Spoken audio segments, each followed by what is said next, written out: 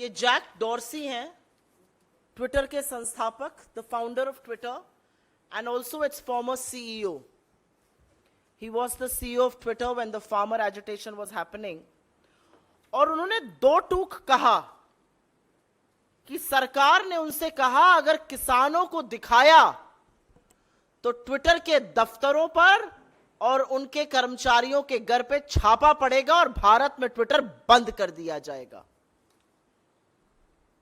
लेकिन सच की भी एक खासियत होती है, और सच की खासियत यह है कि जितनी शिद्दत से उसको दबाया जाता है उतनी तेजी से वो बाहर आता है.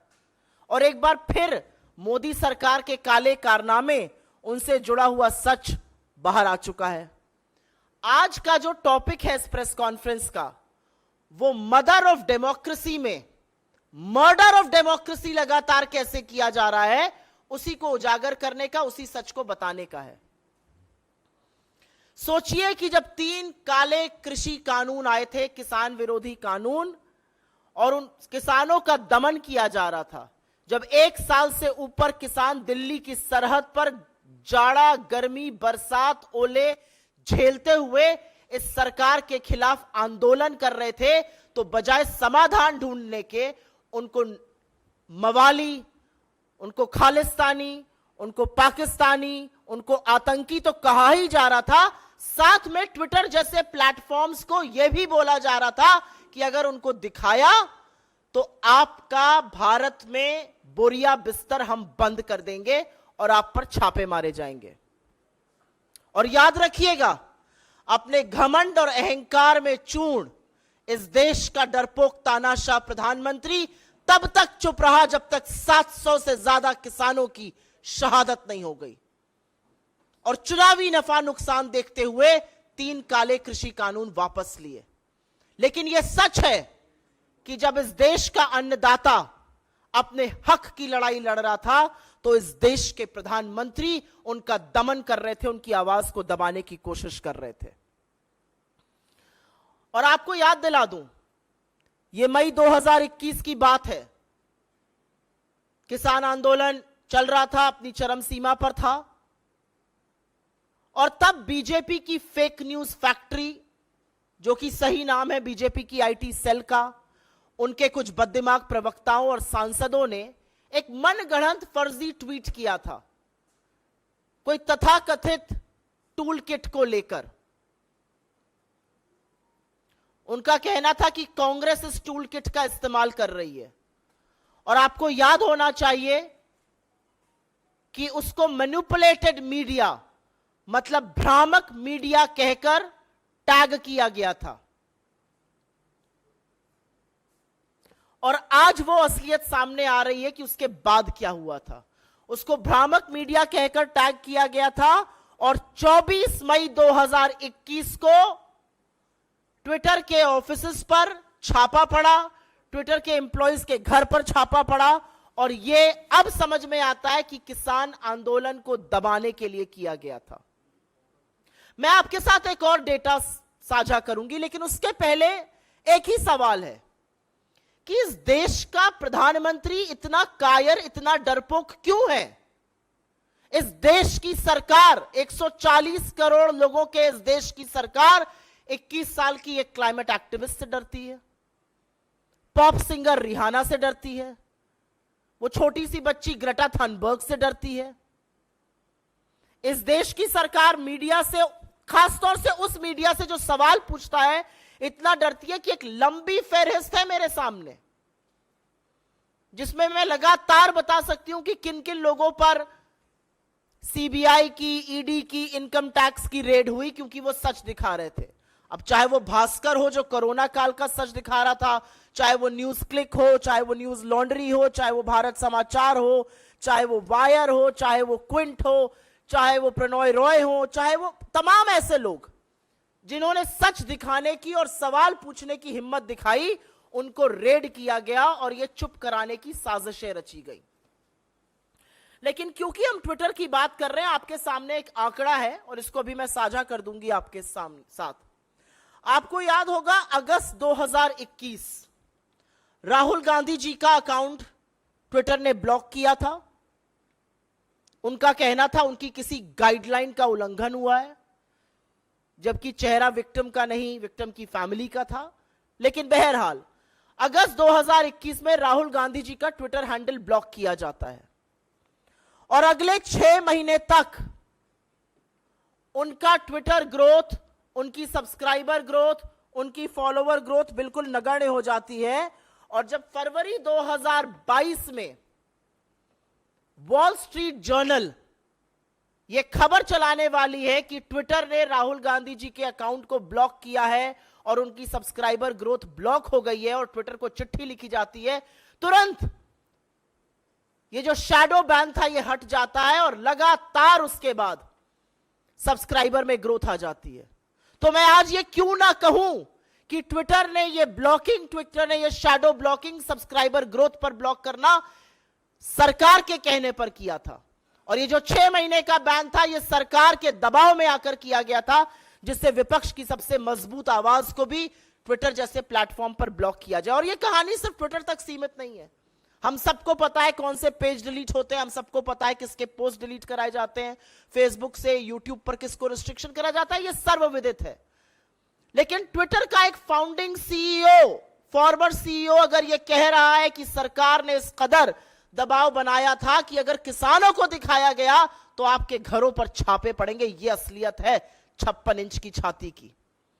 और 56 इंच की छाती डरती इतना ज्यादा है, कुछ एग्जाम्पल्स तो मैंने आपको दिखा दिए, लेकिन वो डरते इतना ज्यादा है कि कोई सवाल पूछ ले तो नौकरी खाने पर आमादा है।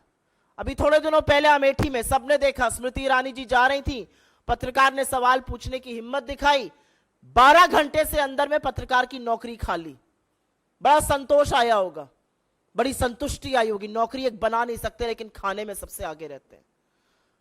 और डरते इस कदर हैं कि विपक्ष की सबसे मजबूत आवाज जो 4000 किलोमीटर पैदल चलकर इनकी कलई खोलने लगती है, संसद में इनका पर्दाफाश करती है, उसको षड्यंत्र रच के संसद से निकालने का काम किया जाता है। और हां, मैं राहुल गांधी की बात कर रही हूं। लेकिन ये जो तथ्य सामने आ रहे हैं ये वाकई में भयावह हैं, ये डरावने हैं और ये दिखाते हैं कि किस तरह से लोकतंत्र में हर उस आवाज का दमन किया जाएगा जो थोड़ी सी, जरा सी भी हिम्मत दिखाएगा। और क्यों डरते हैं मोदी जी? क्यों डरता है इस देश का प्रधानमंत्री? इस देश का प्रधानमंत्री इसलिए डरता है क्योंकि करोड़ों रुपए खर्चा कर कर एक रंगी पुती छवि बनाई गई है और जब ऐसे सच सामने आते हैं तो वो छवि ध्वस्त हो जाती है और बेनकाब हो जाता है कायर तानाशाह। मैं मोदी जी की जो कायरता है उस पर 2 बात जरूर बोलूंगी, क्योंकि जब भी आप इनको सच का सामना कराइए, जब भी आप इनको आईना दिखाइए, तो अंतरराष्ट्रीय साजिश का एक बहाना बनाया जाता है। और जैसा कि हमेशा होता है, सरकार की ओर से एक बेसिर पैर का ट्विटर ने फलाने कानून का उल्लंघन किया। किस कानून का उल्लंघन किया किसी को नहीं पता है। हां, एक कानून का उल्लंघन किया, शायद चरण वंदन पे थोड़ी कमी कर दी होगी, यह कानून का उल्लंघन था। सरकार की ओर से और खासतौर से भाजपा के प्रवक्ताओं की ओर से, भाजपा के सांसदों और मंत्री की ओर से जबरदस्त ट्वीट्स आने शुरू हो गए। पर मुझे लगता है कि यह स्क्रिप्ट भी जो है वो उबाऊ हो चुकी है और तानाशाह का असली चेहरा सामने आ गया। सॉरी, तानाशाह का असली चेहरा सामने आ गया है। तानाशाह का मुझे लगता है अगर आप गूगल में डालिए तो शायद ये चेहरा सामने आता है। अब इनको पीछे करते हुए ये चेहरा सामने आने लगा है। लेकिन ये तानाशाह डरपोक है। ये तानाशाह इसलिए डरपोक है क्योंकि ये किसानों के खिलाफ अपनी निरंकुश पुलिस, ये किसानों के खिलाफ एनआईए, ये किसानों पर लाठियां बरसाने का काम करते हैं और सच को छुपाने का काम करते हैं। और वो सच बार बार उजागर होता है और आज सरकार को यह बताना है। और ये जो बेकार के तथ्य कहे जा रहे हैं कि वो झूठ बोल रहे हैं, आज जैक डॉर्सी को झूठ बोलने की क्या जरूरत है? उनको झूठ बोलने से क्या मिलेगा? क्या वो ट्विटर के सीईओ हैं? क्या वो ट्विटर के बोर्ड पर हैं? 2021 में वो सीईओ बनना बंद हो गए थे, 2022 मई से अगर मैं गलत नहीं हूं या मार्च से वो बोर्ड पर नहीं है। उनको क्या मिल रहा है ये सच उजागर कर कर? मुझे लगता है इस देश के लोकतंत्र को जो कमजोर करने की बात राहुल गांधी कहते हैं, इससे बड़ा प्रमाण दूसरा कोई नहीं है कि चुन चुन कर प्लेटफॉर्म्स को यह कहा जा रहा है कि असलियत मत दिखाइए, असलियत को छुपाओ, नहीं तो हम तुम्हारे ऊपर छापे मारेंगे, तुम्हारे दफ्तरों को बंद कर देंगे। यह असलियत है सरकार की। एक और असलियत है और उस पर संक्षिप्त में बात करके आपके सवालों का जवाब देंगे हम, और यह असलियत है डेटा ब्रीच की। कल एक बड़ी खबर आई कि कोविन का जो डेटा था, आप सबको याद होगा कोविड काल के दौरान अगर वैक्सीन चाहिए थी तो एक ही तरीका था, कोविन पर जाइए, अपना फोन नंबर, अपना आधार या पासपोर्ट या सेंसिटिव डेटा भरिए, उसके बाद आपको अपॉइंटमेंट मिलता था, आपको जाकर कोविड की वैक्सीन लग रही थी। और एक बात यह भी सच है कि एक ही फोन पर हो सकता है अपने घर वालों को, अपने मित्रों को, संबंधियों का भी रजिस्ट्रेशन किया गया था। पता चलता है कि यह डेटा सरेआम लीक हो रहा है। टेलीग्राम का एक बॉट लगातार यह डेटा लीक कर रहा है, और डेटा लीक बड़े बड़े नेताओं का हुआ, भाजपा के भी नेताओं का हुआ, श्री चिदंबरम का हुआ, विपक्ष के और लोगों का हुआ, डीएमके के नेताओं का हुआ। लगातार पता चल रहा है कि यह डेटा कैसा लीक हो रहा था। सारा डेटा अवेलेबल है, क्या डेट ऑफ बर्थ है, क्या पासपोर्ट नंबर है, क्या आधार आईडी है, सारा डेटा लीक हो रहा है। और सरकार का डिफेंस आप सुन लीजिए क्या है। सरकार के जो आजकल सबसे बड़े विश्वगुरु बने हुए एक और मंत्री हैं, जो राज्य मंत्री हैं इंफॉर्मेशन टेक्नोलॉजी के, उनका डिफेंस क्या है? नहीं नहीं, ये कोविन डेटा लीक नहीं है, ये कोई पहले का डेटा कोविन का लीक हुआ था, उसका ब्रीच हुआ था, वहां से आ रहा है। तो हमारे कुछ सवाल हैं इस पर। जो पहले का डेटा लीक, जिसको alleged breach and stolen data कहा जा रहा है, क्या उसके बारे में सरकार ने कोई कार्रवाई की थी? यह पब्लिक क्यों नहीं किया गया कि वो कौन सा डेटा था?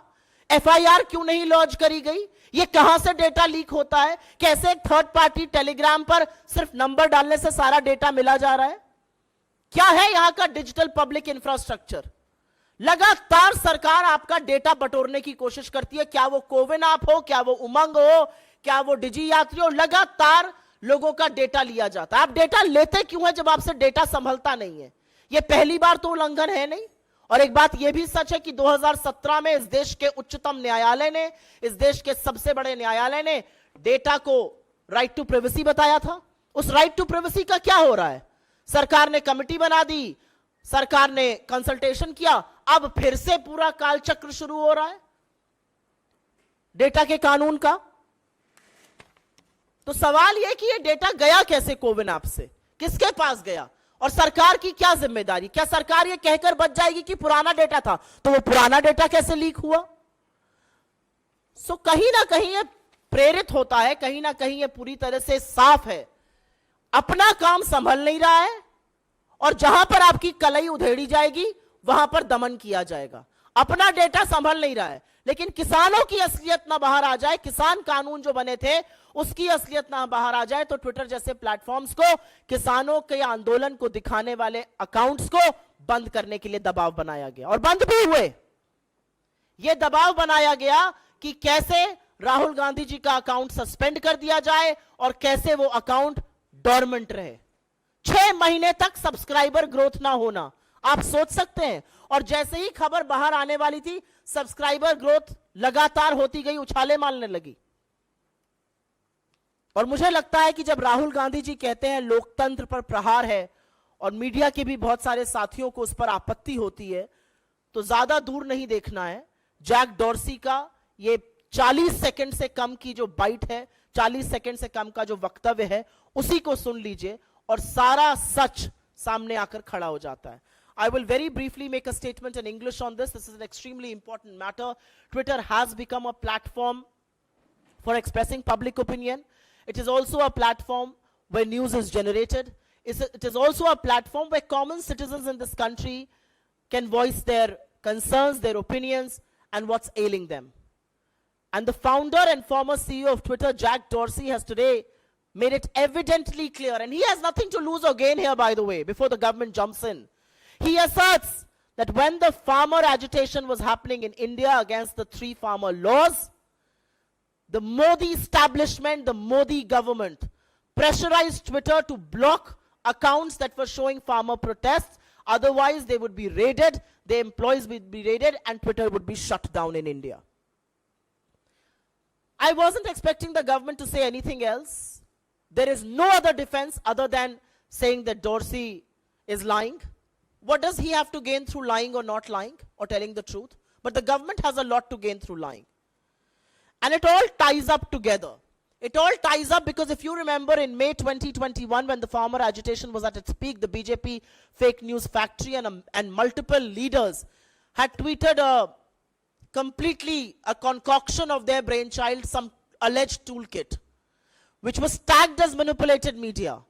And Twitter was then raided on the 24th of May 2021. Do you understand why that happened? It happened because the idea was to suppress the farmer agitation. The idea was to send out a message that anybody standing with the farmers or showing their movement will be suppressed like this. But what is the Prime Minister so scared about? And why should the Prime Minister of this country be scared of a girl who's a climate activist at the age of 21? Why should the Prime Minister squirm at the sight of Rihanna or at a statement made by Greta Thunberg or any voice that comes in from alternate media, whether it's Newsclick or Wire or News Laundry or the Quint or any such agency or the Dainik Bhaskar or the Bharat Samachar, anybody exposing the government and asking uncomfortable questions will be raided, will be humiliated and will be pressurized into submission. And last but not the least, it is evidently clear that opposition voices are regularly suppressed at the behest of the Modi government. If you remember, in August 2021, the Twitter account of Shri Rahul Gandhi ji was blocked. And from August 2021 to February 2022, for a period of 6 months, there was no subscriber growth in his account. It was only when the Wall Street Journal wrote to Twitter that they were going to do a story about the account suspension and the dormancy in growth of subscribers, is suddenly when that shadow ban was lifted and his subscribers saw multiple times more growth. Why should I not say today that this happened at the behest of the Modi government? Why should I not say that the Modi government got this done? And they also hashed a conspiracy because Mr. Gandhi, after walking 4,000 kilometers in this country, was showing the government a mirror. They hashed a conspiracy to oust him from parliament.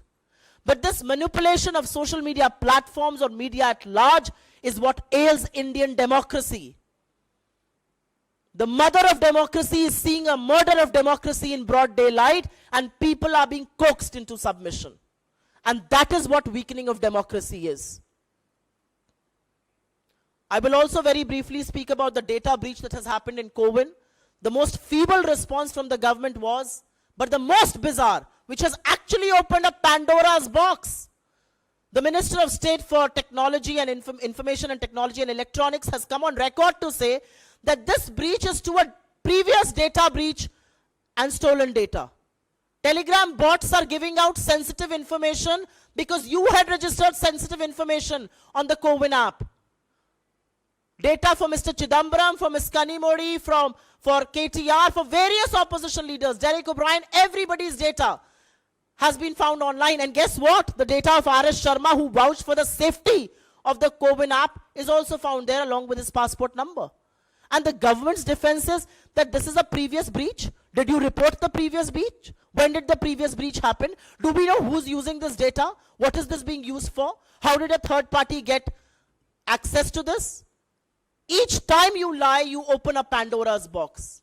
So the reality is that you cannot keep the data of crores of Indians safe, but you want to point fingers, you want to coax platforms into submission because they show you the truth. But the reality also is that all platforms, each and every platform of this country available to us will be used to show you the mirror of exposing you, of telling the truth. And come what may. We are willing to pay any price for this. But what has happened is that 140 crore Indians today feel embarrassed, today feel ashamed that an elected government, a prime minister so rattled by the truth, tells a social media platform to not show the farmer agitation. एक दो नहीं 700 से ज्यादा किसानों की शहादत हुई है और अगर सतपाल मलिक की माने तो उन्होंने मोदी जी से कहा यह बंद करवाइए, और उन्होंने पलट के कहा मुझे क्या फर्क पड़ता है, मेरे लिए थोड़े ही मर रहे हैं। आपने किसानों को जाड़ा, गर्मी, बरसात, ओले के बीच में मरने के लिए छोड़ दिया। 700 से ज्यादा किसानों का खून आपके मत्थे है, और आप पलट के ट्विटर को बोल रहे हैं कि इनको मत दिखाओ, और अगर दिखाया तो हम आपके ऊपर रेड करेंगे। और सरकार का डिफेंस यह है कि जैक डॉर्सी झूठ बोल रहे हैं। आज सारी दुनिया जानती है कि झूठ बोलने का काम नरेंद्र मोदी की सरकार और भारतीय जनता पार्टी कर रही है।